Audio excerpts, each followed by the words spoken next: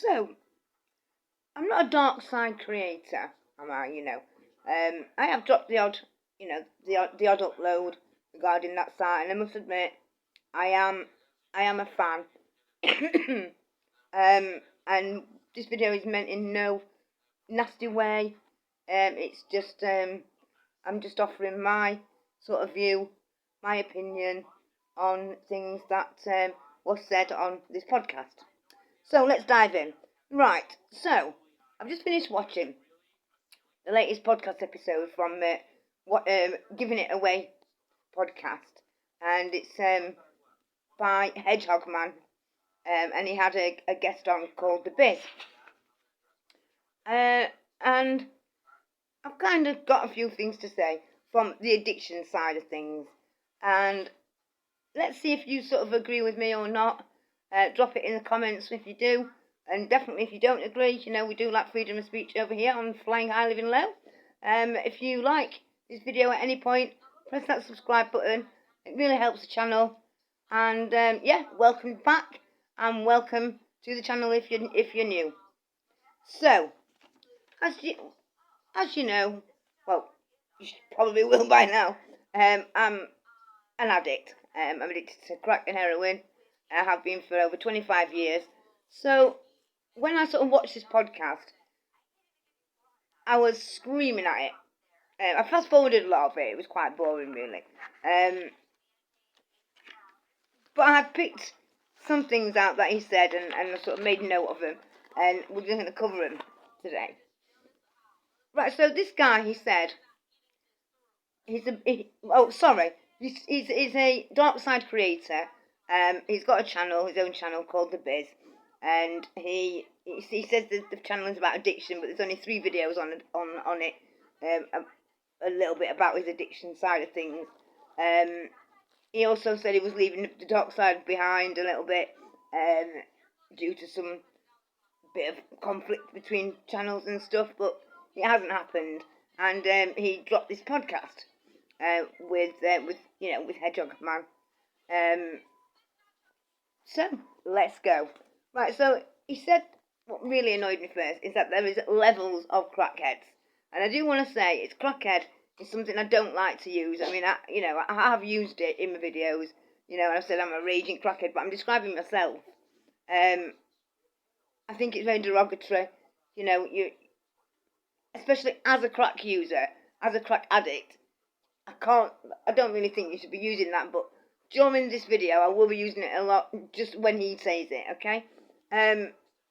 So he said that there's different levels of crackheads. There isn't. He really made out that he was above everybody, above them. He said some really, really, really stupid things. He says he knows people who buy a 20 rock, a 20 shot, they have a little bit of it, they put it away in the pocket, save it for 2 days, go about the business, not thinking of it, and then get it out again for social gatherings.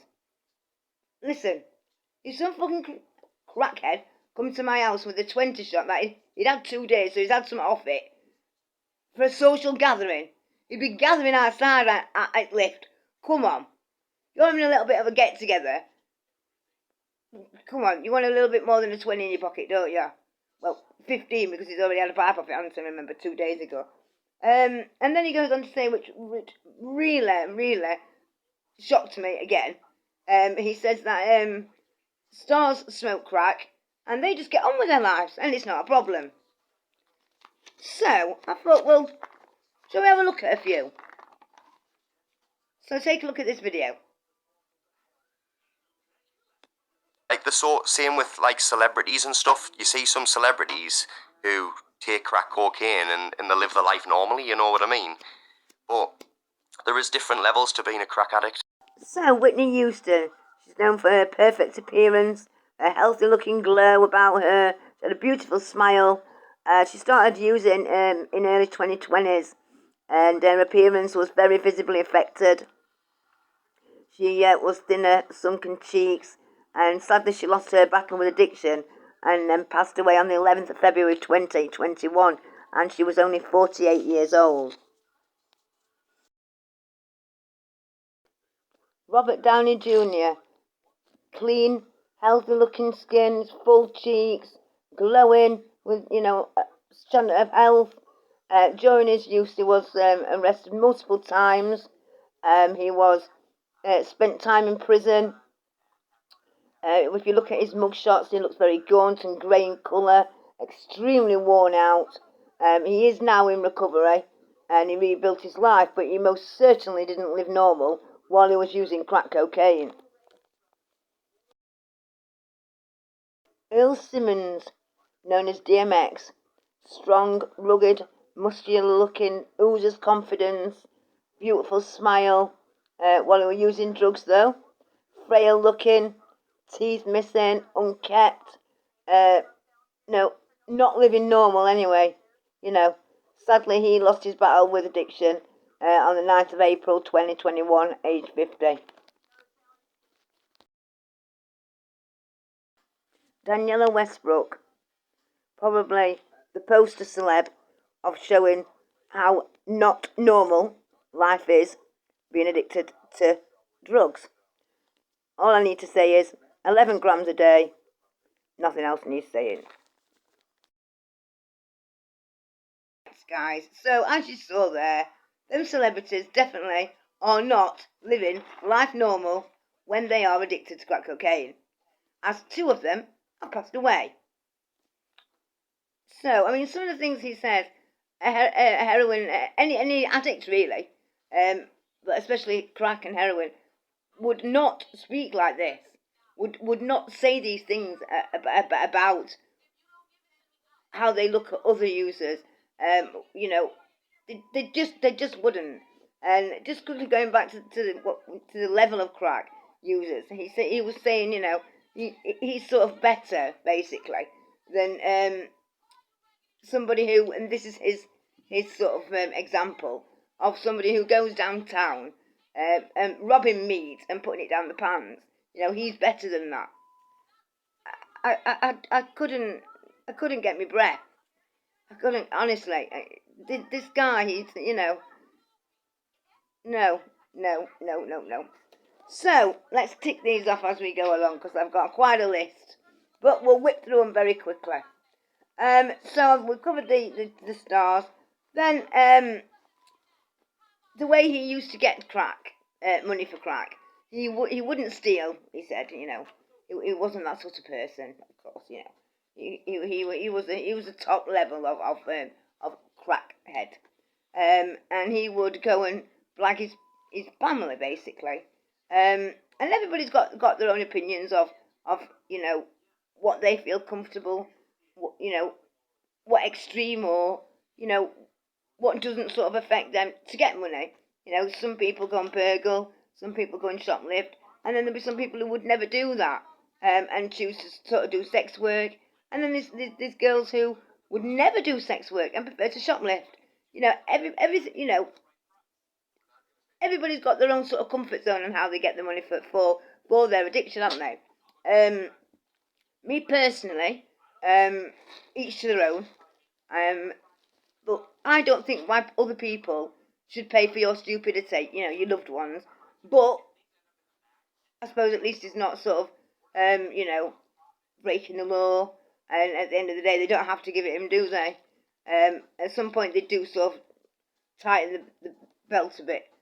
Hold on, sorry. Tank's trying to get under the covers. Yes, in this heat, I know, guys. So they give him money. He runs drug debts up with drug dealers. So up to now, he thinks he's a better sort of drug addict.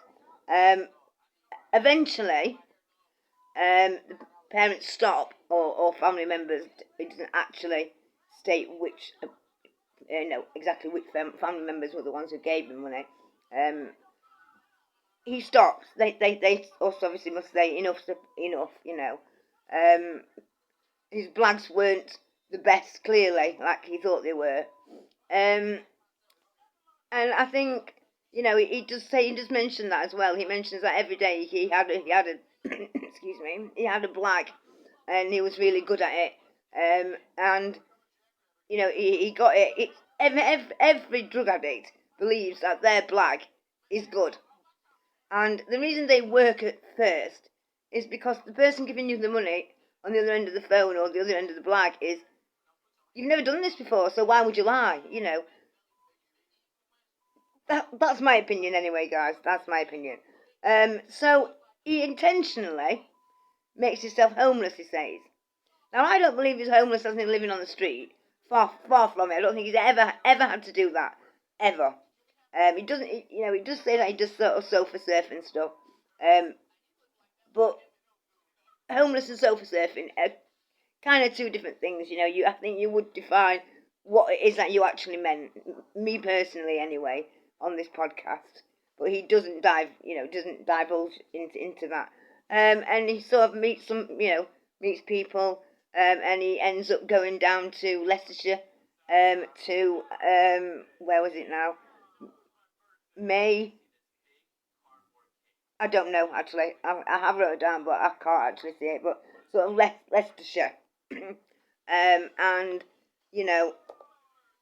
apparently down there you can buy 5 shots instead of like up here and more or less everywhere it's like a 10 shot, like 3 10s for 25, but down there you can buy £5 worth, and apparently he used to smoke 50 of them, a day.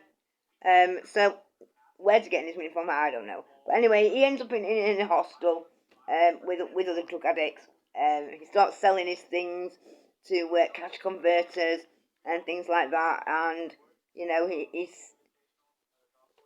the money's sort of dried up regarding his family. He says when he was down there, these people sort of looked at him as a god. I really fucking don't know why. Well, I don't believe it anyway, to be fair. I've moved areas to areas in Sheffield. I've come out of prison and lived somewhere, not knowing anybody. Obviously, I'm a drug addict. I've sought out drugs. You do. Don't really know how, but you seem to magnetise.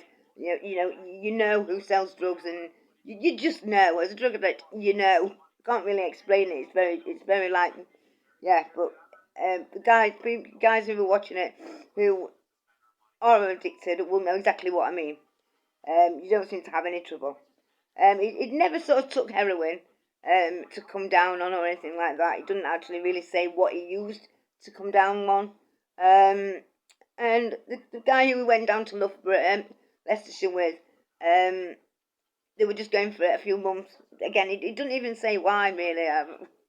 Anyway, so he comes back and he's in his hostel. That they've kept the room open for him. And he's smoking, and I think he bumps into somebody, or excuse me, who he's not seen for ages. And they're like, "What the fuck's happened to you?" So then a contradiction, because not 2 minutes ago, before all this, I'm a bit scatty, aren't I? He said that it hasn't affected him, and people don't know he's on it. He doesn't look like a crackhead who nicks meat and puts it down his pants. He just looks normal. But go and check it out, guys, because the guy looks like he's still on drugs. I mean, look at me. I know what drugs have done. 100% I know what drugs have done to me. But I admit it. I use drugs. I used drugs before I did this video. And I'll use drugs after I've done this video. I don't deny it, and I never, ever have. Oh, Miles in here. You saying hi, Miles? Come on then, jump off, run my book. Come on, Miles, where are you going? Oh, he doesn't even know where he's going, look. So, he goes and meets this guy, and they go to his house, and, he feeds him and lets him have a bath there, a shower there, wash his clothes there, that sort of thing, can you imagine? Well, that's what he says. Long story short, he decides to sort of get off drugs, and he just to get a job doing sort of driveways or something. He works 5 hours a day on phone selling this company's product, whatever that is. 5 hours a day, that's obviously so you can still claim benefits, isn't it, really? We all know that. 1 second, guys. Go on, Miles. Where are you going? Go on, then. He says he's had, a few slaps off dealers and stuff like that. But he loved running debts up. Anybody, any addicts out there that think it's good and brilliant to run debts up? Anybody? Put your hands up. No, didn't think so. And I just think that drug addicts do not think like this about other drug addicts. You don't put yourself on a pedestal. We are who we are. I get that. And like I said, people have different morals and stuff, what they think is acceptable for them. But I've not regularly met random fucking, addicts who think that they are better than the addict that they're stood next to, waiting for the drug dealer to come. They're not. And a fellow addict, even in recovery, who's managed to, find the strength to come clean, doesn't act like this, doesn't say these things. He also says that he thinks that weed is a gateway into other drugs. I mean, everybody's got their own opinion on that. We're not diving into that. But he then, further down the line, when he's getting off it, he actually says he smokes weed, but he said that he does this to stay sane and gets to see them function. So, not at the start of all this. You said it's a gateway into other drugs, yet now you find smoking it, and it isn't going to be a gateway to drugs. So, wow. No, I don't understand this fucking podcast. It was so fucking boring. Hedgehogman is a great guy, absolutely just brilliant content, and his interviews, from an interview side, he pulled it off. Well, not pulled it off. He did. He's well established. Excellent fucking. What's the word? Oh, I can't think of the word. Experience. In that side of things, and he's had some good. From what I've watched, some excellent interviews and some moving interviews, and people talking on there about the life, which